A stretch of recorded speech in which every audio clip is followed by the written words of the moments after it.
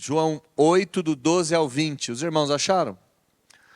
Vamos assistir o vídeo introdutório dessa série de João e depois de assistirmos o vídeo introdutório, faremos a leitura e a exposição da palavra do Senhor.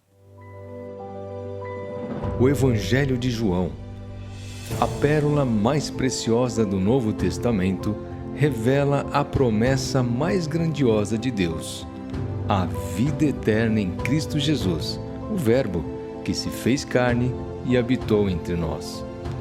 Em suas páginas, somos convidados a um banquete espiritual, onde a água se transforma em vinho, os cegos enxergam, os mortos ressuscitam e a luz dissipa as trevas. Através dos 7 sinais milagrosos, João nos revela a divindade de Jesus, o Messias prometido. Mas João vai além dos milagres. Ele nos leva ao coração do Evangelho, revelando o amor incondicional de Deus, que entregou o seu único Filho para que todo aquele que nele crê não pereça, mas tenha a vida eterna. Somos chamados a amá-lo e a guardar seus mandamentos, a fim de experimentarmos a verdadeira alegria e a paz que o mundo não pode dar. Em Cristo, a vida eterna. Uma jornada profunda pelo Evangelho de João.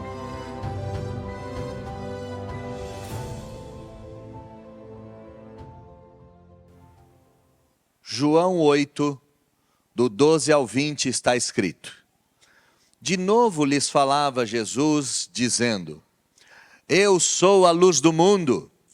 Quem me segue não andará nas trevas, pelo contrário, terá a luz da vida. Então lhe objetaram os fariseus: Tu dás testemunho de ti mesmo, logo o teu testemunho não é verdadeiro. Respondeu-lhe Jesus e disse-lhes: Posto que eu testifico de mim mesmo, o meu testemunho é verdadeiro, porque sei de onde vim e para onde vou. Mas vós não sabeis de onde venho, nem para onde vou. Vós julgais segundo a carne, e eu a ninguém julgo.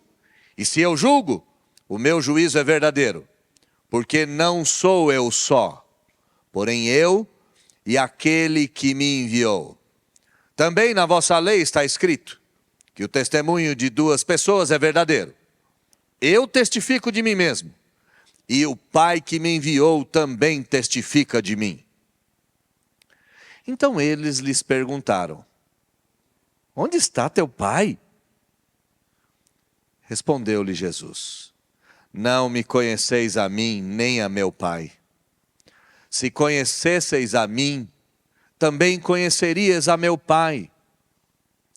Proferiu essas palavras no lugar do gasofilácio, quando ensinava no templo.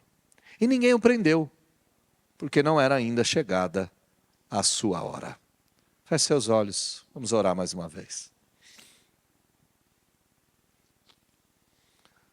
Senhor, nós suplicamos que Jesus, a luz do mundo, brilhe sobre nós nesta manhã. Que esse sermão seja clarificado pela luz advinda do Rei da Glória. E que essa luz não só abra os nossos olhos, mas penetre no nosso coração, nos tirando das trevas para sempre. O Senhor tem poder para isso. E é por isso que eu lhe peço: brilha Jesus, brilha Jesus, brilha Jesus. Confiados no Senhor estamos, e aguardando o fulgor da sua glória sendo derramado sobre nós nessa manhã. Essa é a oração que fazemos, e a fazemos em nome de Jesus. Amém. A história da humanidade é uma história de luz e trevas. Desde o princípio, desde o início, Deus separou a luz da escuridão. Isso lá em Gênesis, capítulo de número 1, versículo de número 13 e 4. Deus estabeleceu uma ordem cósmica que separa luz e trevas em todas as esferas. E infelizmente, essa ordem cósmica também se reflete na condição espiritual dos homens. Ou os homens estão na luz da presença de Deus, na sua verdade, na sua salvação, ou os homens estão em trevas. E as trevas aqui é a ignorância, é o pecado, é o afastamento da glória divina. Durante todo o Antigo Testamento, essa metáfora foi repetida. O salmista declarou: o Senhor é a minha luz, o Senhor é a minha salvação, de quem terei medo? O próprio profeta Isaías, escrevendo 700 anos antes de Cristo, disse: o povo que andava em trevas viu grande luz. E todas essas afirmações, de uma maneira ou de outra, apontavam para a verdadeira luz, a luz que ilumina todos os homens. No início do Evangelho de João, o evangelista, o apóstolo, escrevendo para nós, disse claramente a história da redenção, dizendo: a luz brilha nas trevas e as trevas não vencerão. Essa é a realidade da Escritura. Essa é a realidade da vinda do Senhor Jesus. É a separação definitiva entre a luz e as trevas. E por isso, é claro, Jesus não poderia ser meramente um mestre ou um guia moral. Não. Ele é o grande eu sou. E esta verdade se repete por pelo menos 7 vezes no Evangelho de João. Jesus está afirmando para si a ideia de Êxodo, capítulo de número 3, versículo 14, onde Deus disse: eu sou o que sou, esse é o meu nome. Aqui nós temos a segunda declaração de Jesus, o eu sou. A primeira foi lá no capítulo 6, eu sou o pão da vida. A segunda aqui no capítulo de número 8, eu sou a luz do mundo. E nós veremos outras 5.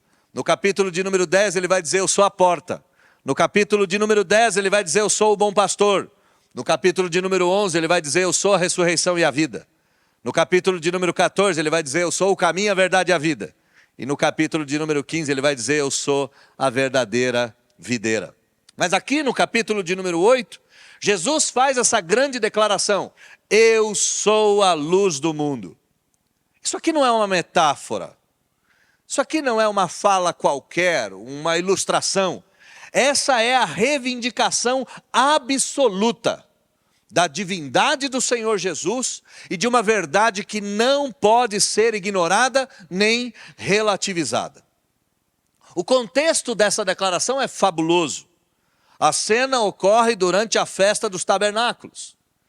Nós vimos antes do sermão relacionado ao perdão de Deus, a mulher pega em flagrante adultério, nós vimos que Jesus já havia declarado que Ele é a água da vida. Na festa dos tabernáculos havia um momento em que o sacerdote derramava água sobre o altar, mas a festa transcorria com outras ações.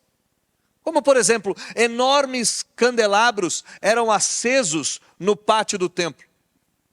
E esses candelabros apontavam para a coluna de fogo que guiou os israelitas no deserto.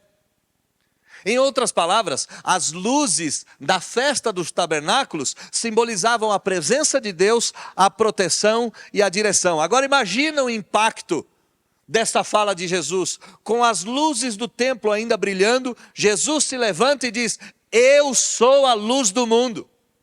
Aquele que andar comigo não estará em trevas. Mais uma vez a festa dos tabernáculos parou. Mais uma vez a festividade toda se voltou em direção ao Senhor Jesus. Ele não era um profeta qualquer. Ele era Deus em carne, a luz encarnada. Ele veio dissipar as trevas do pecado e da incredulidade. Ele veio para declarar vida e vida em abundância.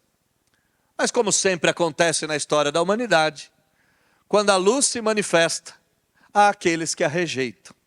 Os fariseus, os líderes daqui desse texto, não veem a luz brilhando.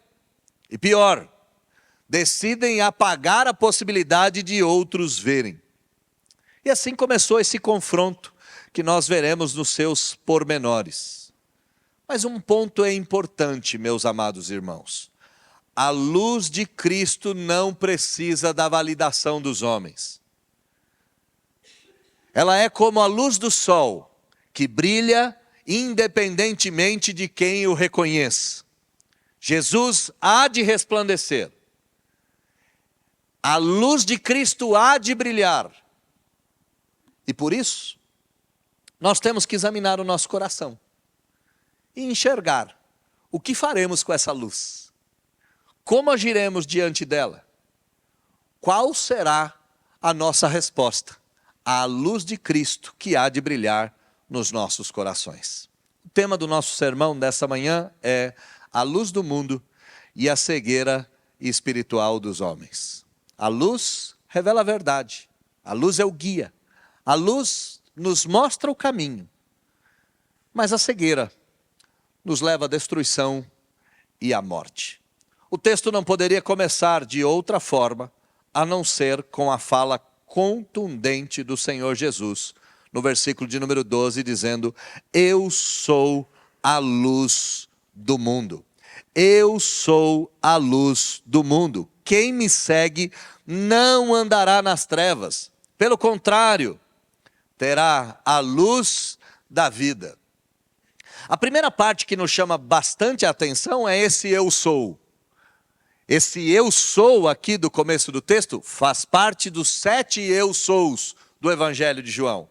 Mas aqui, Jesus está deixando claro aos ouvidos dos seus ouvintes que Ele é Deus.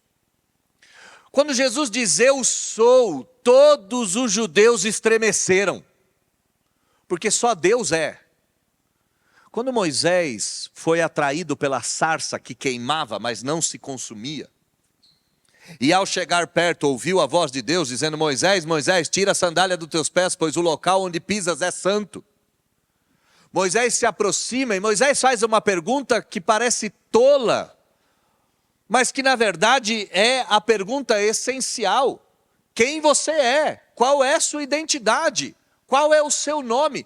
É essa pergunta de Moisés, a sarça que queimava a presença de Deus. E a resposta de Deus, por meio da sarça incandescente, é: eu sou o que falo contigo. Eu sou o que sou. Deus faz uma afirmação da sua identidade. Milhares de anos à frente, Jesus se levanta no templo e faz a mesma afirmação. Ele dizendo: eu sou. Aqui nós não temos a menor dúvida que Jesus declarou a sua divindade para todas aquelas pessoas. Ele declarou claramente a sua identidade divina. E por assim ser, a sua autoexistência. Eu sou desde sempre. Eu sou o que sou. Eu não me tornei a ser. Eu não vir a ser. Eu sou. Mas há um complemento na frase. Ele diz: eu sou a luz do mundo. É fabuloso isso. Eu sou a luz que dissipa as trevas. Eu sou a luz que brilha em meio à escuridão. Eu sou a luz que guia o caminho. Eu sou a luz protetiva em meio das trevas da vida. Quando Jesus fala eu sou a luz do mundo, Ele está deixando claro que a sua missão era redimir, que a sua missão era salvar, que a sua missão era revelar o caminho obscuro dos homens e o caminho seguro até o Senhor Deus. Tanto é que o autor aos Hebreus vai dizer que Jesus preparou um novo e vivo caminho por meio do seu sangue para chegarmos até o Pai. Ele é a luz que ilumina o caminho. E por ser a luz, ainda no versículo de número 2, nós temos um desdobramento fabuloso. E eu quero usar uma outra tradução para deixar um pouquinho mais claro. Na nossa tradução, quem me segue não andará em trevas. Na tradução que eu gostaria de usar é: quem me segue nunca andará em trevas. Jesus é Deus, se afirma eu sou. Jesus é a lâmpada que ilumina as trevas do nosso coração e o caminho que nos leva até Deus. E quem segue essa luz, quem caminha sob essa luz, quem trafega nessa estrada aberta, quem tem Jesus como farol nunca andará em trevas. Nunca andará na escravidão do pecado, nunca andará na ignorância espiritual, nunca andará num abismo ou à beira de um abismo. Por quê? Ora, porque o próprio texto diz que ele terá a luz da vida. Este que segue Jesus nunca andará em trevas, pois terá em si mesmo, consigo, terá consigo a luz da vida. Quais são os impactos disso? Ora, meus irmãos, na criação Deus disse, haja luz. E a luz trouxe ordem àquilo que estava em certa desordem. No deserto, Deus conduziu por meio de uma coluna de fogo, ou em outras palavras, por uma coluna de luz.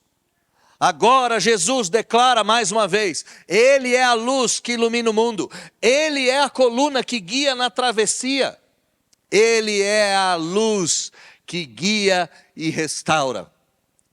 Quem está na luz nunca andará em trevas. Quem está na luz sempre terá a luz viva e eterna, a luz transformadora. Nós devemos entender que Cristo não apenas ilumina, Ele é a própria luz que expõe o pecado e que revela o caminho para a vida eterna. Quem caminha na luz nunca se perde, mas quem recusa a luz já está perdido. A luz de Cristo não precisa de permissão para brilhar, basta ter olhos para ver.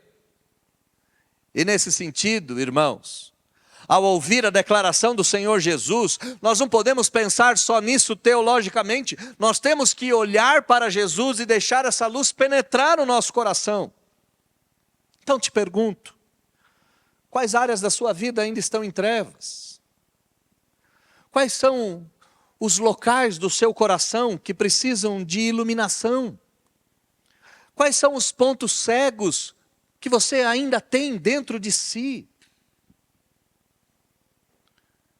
E quando você detecta que seu coração ainda tem áreas escuras, e quando você detecta que tem áreas da sua vida que estão completamente em trevas, o convite é claro, siga essa luz, siga esse facho de luz, esse feixe de luz, observe, ele não está longe de você, está diante de você. Siga a luz. Deixe a luz penetrar na sua alma. Deixe a luz rasgar o seu coração. Deixe a luz desbravar a imensidão das trevas que povoam a nossa mente e a nossa alma. E ao deixar essa luz brilhar, certamente você desfrutará e experimentará do fim da escuridão.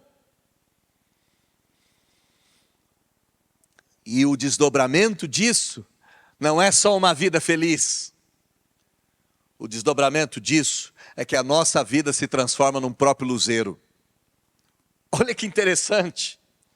Jesus está dizendo, eu sou a luz do mundo. Ele está dizendo isso para nós. Ele não está dizendo isso só para os fariseus. Ele está dizendo isso para nós. E a gente coloca o nosso coração diante de Jesus e percebe que há áreas escuras. Então a gente diz, Senhor, eu vou seguir essa luz, deixa essa luz penetrar em mim, deixa essa luz brilhar. E assim que essa luz inundar o nosso coração, nosso rosto há de brilhar. E nós passaremos a ser luz ou refletores da verdadeira luz na vida de pessoas ao nosso redor. Aqui nós temos dois motivos para fazer isso. O primeiro motivo é a própria felicidade de uma vida iluminada. E o segundo motivo é a oportunidade de iluminar a vida de outros. Então, meus irmãos, eu não posso sair do texto sem antes deixar claro, Jesus está dizendo para você, eu sou a luz do mundo, me siga para eu acabar com as trevas. Me siga para ter vida e vida em abundância. Mas como o mundo é dividido entre luz e trevas desde sempre, como a estrutura cósmica é feita de noite e manhã, como a estrutura existencial dos seres humanos é feita entre sombra e iluminação, os fariseus contestarão a fala do Senhor Jesus. Olha comigo o versículo de número 13. Então lhe objetaram os fariseus, fizeram oposição, colocaram objeção, se puseram contra a fala do Senhor Jesus e disseram: tu dás testemunho de ti mesmo. Quem vai acreditar em você? É uma mera declaração. O teu testemunho não é válido, o teu testemunho não é verdadeiro, pois você afirma algo sobre si mesmo. E a fala dos fariseus, ela não é de um todo equivocada. E por que eu estou dizendo isso? Ora, porque a lei exigia que 2 testemunhas se apresentassem para falar de algo. Mas além disso, é bem verdade que um marido ou uma esposa não podem se afirmar bons sem terem como provar isso. Um filho não pode olhar para os pais e falar: eu sou um bom filho, sem ter testemunhas comprobatórias dessa verdade. Então aqui nós temos um certo teor de verdade na fala dos fariseus. Você precisa de uma outra testemunha, porque ninguém pode afirmar algo sobre si sem provar que esse algo é verdadeiro. Só que nós sabemos quem são os fariseus. Nós sabemos que eles queriam prender o Senhor Jesus. Nós sabemos que eles tentaram prender aquele homem que foi curado da paralisia depois de 38 anos ao lado do lago. Depois de 38 anos preso numa maca, preso numa padiola. Esse homem foi colocado em pé. Os fariseus viram os testemunhos do Senhor Jesus. Então aqui nós devemos saber que a contestação não é sincera. Jesus deu vários testemunhos e trouxe várias provas e várias testemunhas de quem ele era. Sabe o que está acontecendo aqui? É a explicitação das trevas do coração dos fariseus. Os fariseus não tinham interesse na verdade. Eles não eram juízes que queriam reconhecer a verdade. Eles já tinham a sentença antes de ouvir o réu. E é por isso que os vários testemunhos de Jesus não levaram a lugar nenhum. O próprio autor do Evangelho de João, citando as palavras do Senhor Jesus, disse que as obras deles eram más.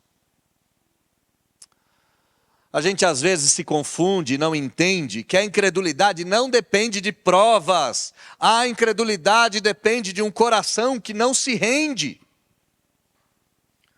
A verdade nunca vai precisar de defesa, nós sabemos disso.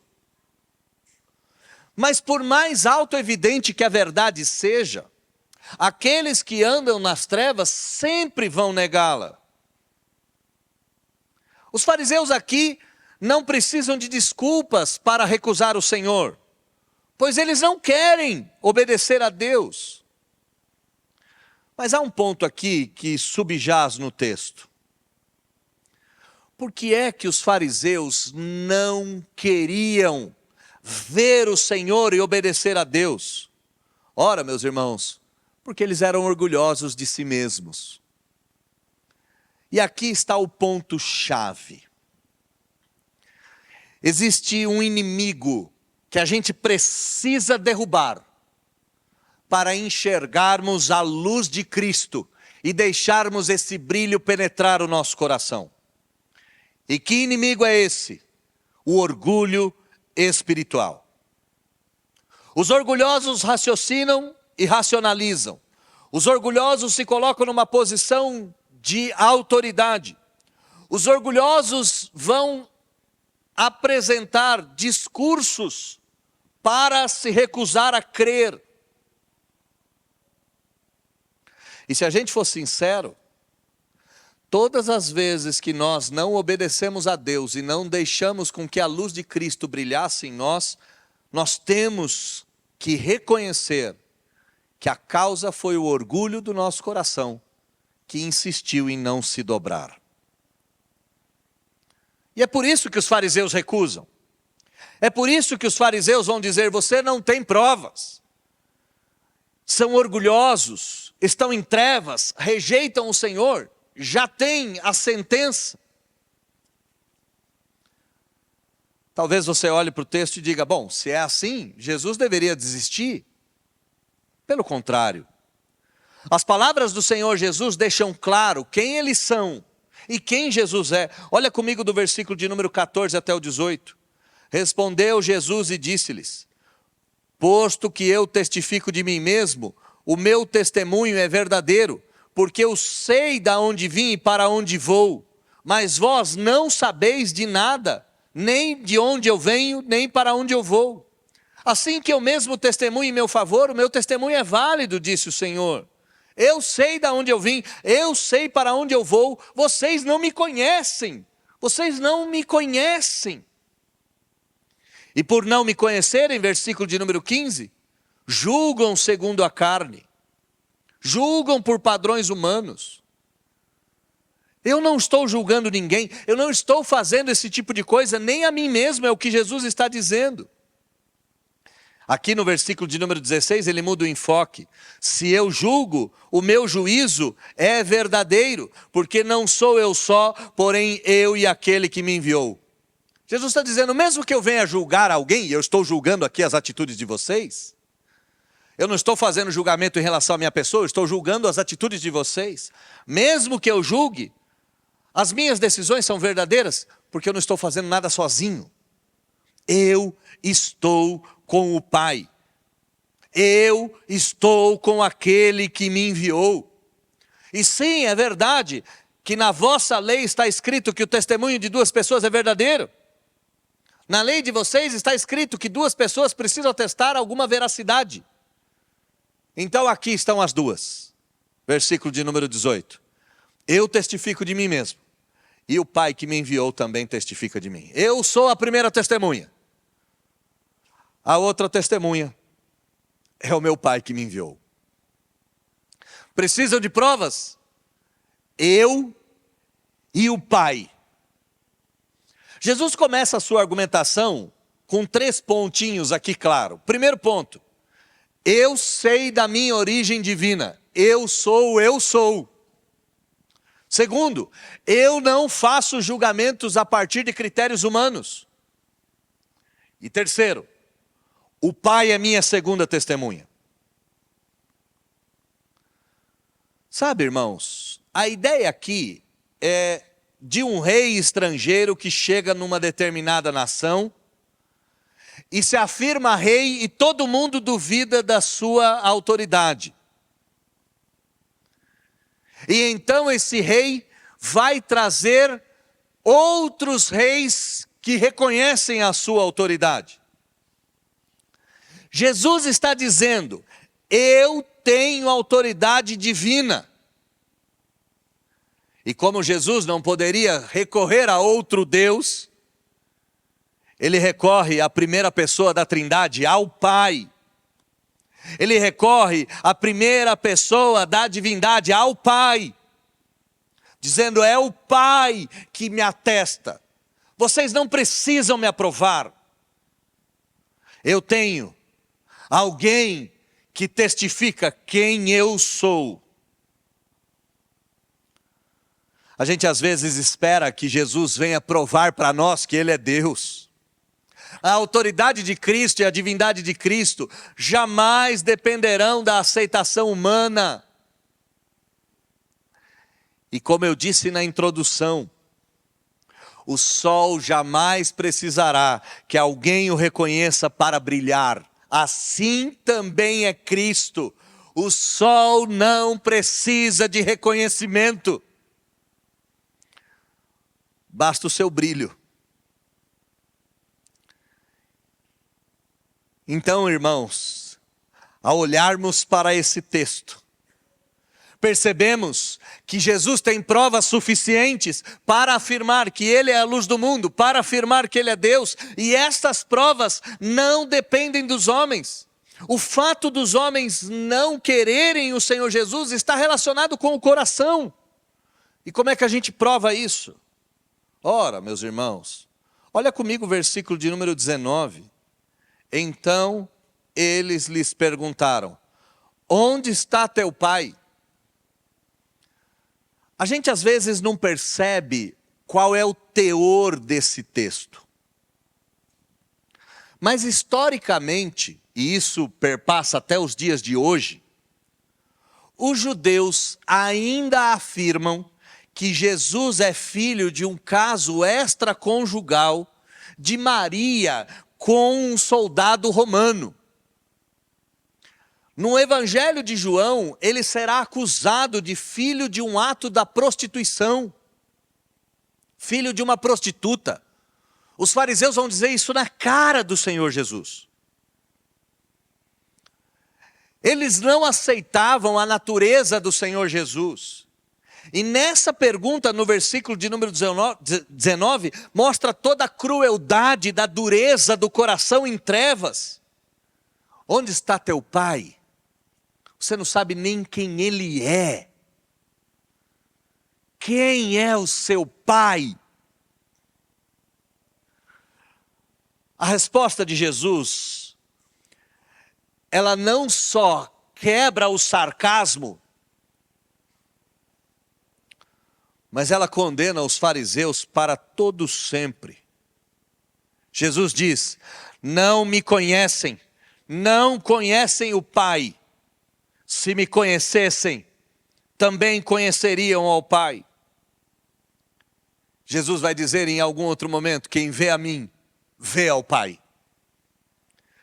Jesus está dizendo: vocês estão dizendo que não conhecem o meu Pai? Estão me dizendo que eu não conheço o meu Pai? Conheço o Pai porque vim dele. Conheço o Pai porque eu e o Pai somos um. Conheço o Pai e quem vê a mim, vê ao Pai. Eu e o Pai fazemos as mesmas obras. Eu e o Pai estamos aqui operando em favor de vós. Quem conhece Jesus, conhece o Pai. Quem rejeita Jesus, rejeita o Pai. E aqui, os fariseus, líderes religiosos, detentores do mais alto conhecimento doutrinário, não foram capazes de conhecer a Deus, nem a sua verdade, e não foram capazes de ver a luz do mundo, e ao contrário disso, fecharam os seus dentes, ralharam os seus dentes, fecharam os seus punhos e declararam guerra ao Salvador, dizendo: tu és filho de um caso extraconjugal. O ponto central aqui desse texto é que a fé verdadeira é a fé que conhece a Deus, mas só é possível conhecer a Deus por meio de Jesus Cristo. Grava isso. Não há verdadeiro conhecimento de Deus sem Cristo. E é por isso que Ele é a luz.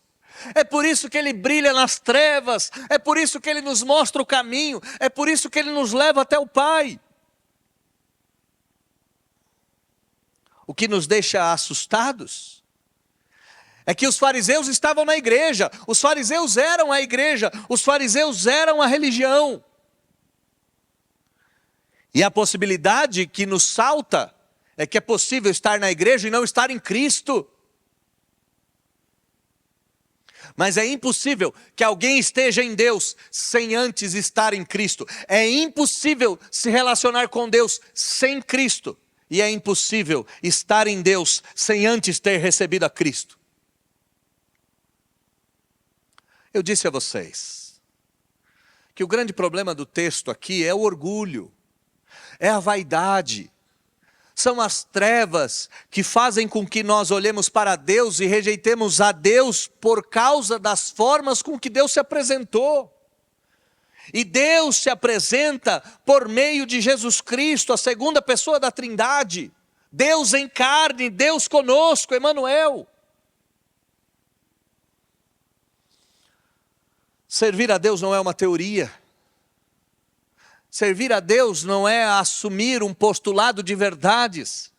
Servir a Deus é aceitar a Cristo de todo o nosso coração, de toda a nossa alma, de todo o nosso entendimento, e aceitando a Deus em Cristo Jesus e manter uma relação viva com Ele.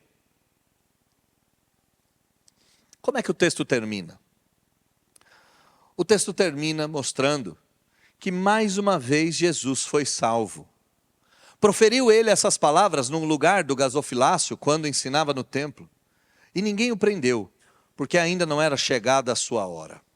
Jesus ensinou essas palavras no lugar mais central do templo, no local onde as ofertas eram depositadas. Jesus não estava escondido atrás de uma pilastra, Jesus não estava em meio às sombras e às trevas, Jesus não estava ocultado pela multidão, não, pelo contrário, Jesus estava no centro de todo aquele evento, da festa dos tabernáculos e do culto de adoração a Deus. E ele proferiu essas palavras abertamente, ele proferiu essas palavras na luz, ele não proferiu essas palavras nas trevas e nas sombras. O fato dele proferir essas palavras publicamente num local tão de destaque, certamente o levaria à morte. E por quê? Porque ele disse, eu sou, ele disse que ele é a luz de Deus, ele disse que ele veio do Pai, ele disse que o Pai e ele eram um, ele disse que ele fazia as obras do Pai, ele disse que ele era Deus. O fato de Jesus ter dito que era Deus, levaria Jesus à morte naquele momento, apedrejado. E é por isso que esse texto faz conexão com o início do capítulo de número 8. Os homens fazem julgamentos precipitados através das próprias ações e intenções deles, sem contudo perceber que Deus, na sua soberania, tem um jeito para conduzir as coisas. E ao invés de ser apedrejado, ninguém prendeu Jesus. E o texto nos faz o comentário, porque ainda não havia chegado a sua hora. O texto termina com João destacando a soberania de Deus e mostrando que tudo nesse mundo acontece no tempo determinado do Pai.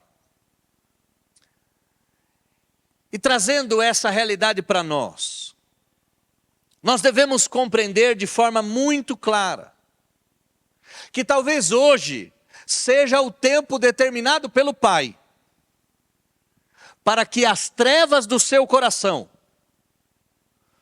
passem a não mais resistir à luz, e para que essa luz brilhe na sua alma para sempre.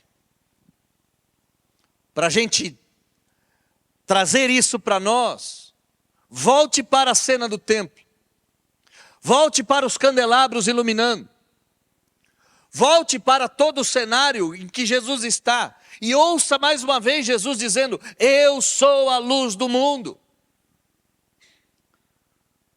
2000 anos nos separam dessas afirmações, mas essas palavras ainda ecoam.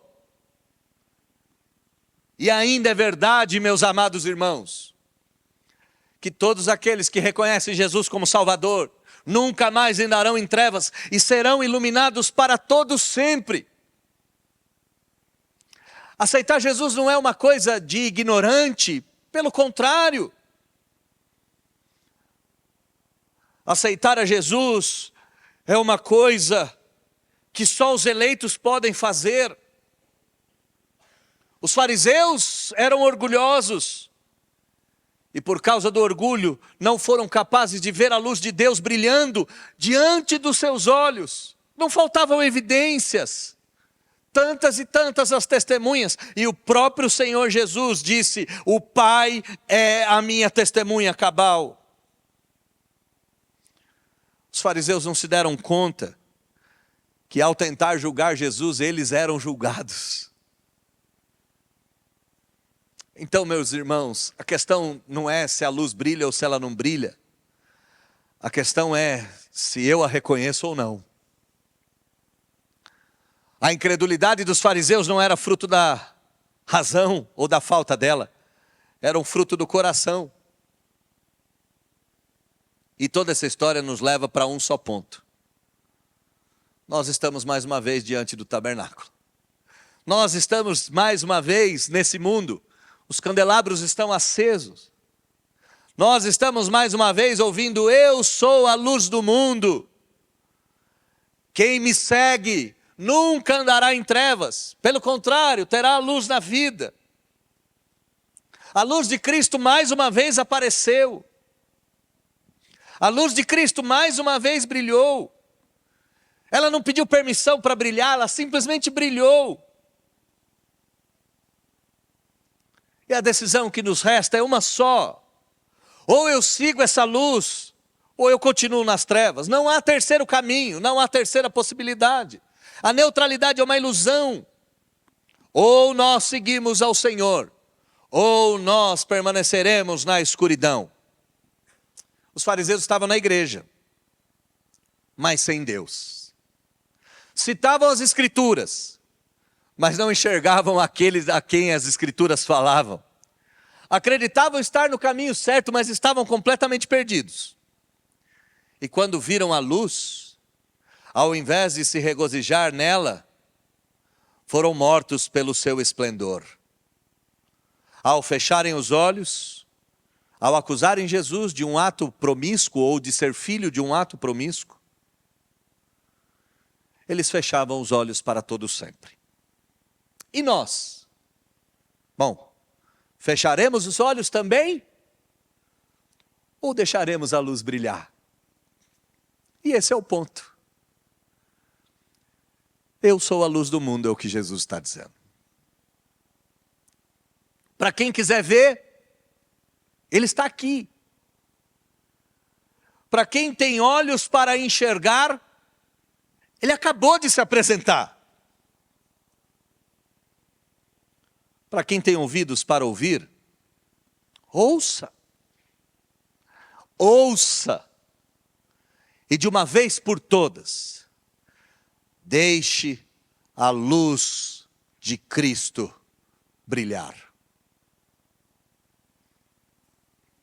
Aquele que me segue nunca andará em trevas, mas terá a luz da vida sobre a própria vida, de hoje e para todo sempre. Minha oração? Brilha, Jesus! E a segunda parte dela é: permita com que os corações sejam iluminados nessa manhã. E que as trevas sejam todas dissipadas para todo sempre. Feche seus olhos, baixe a sua fronte. Vamos orar. Deus, nós te louvamos. Quase 2000 anos nos distanciam desse texto. E de forma magnífica, hoje nós vimos Jesus declarando mais uma vez que Ele é Deus, que Ele é a luz que guia, que Ele dissipa as trevas do pecado, da ignorância, da falta de salvação, e nos leva para sermos rios de água viva,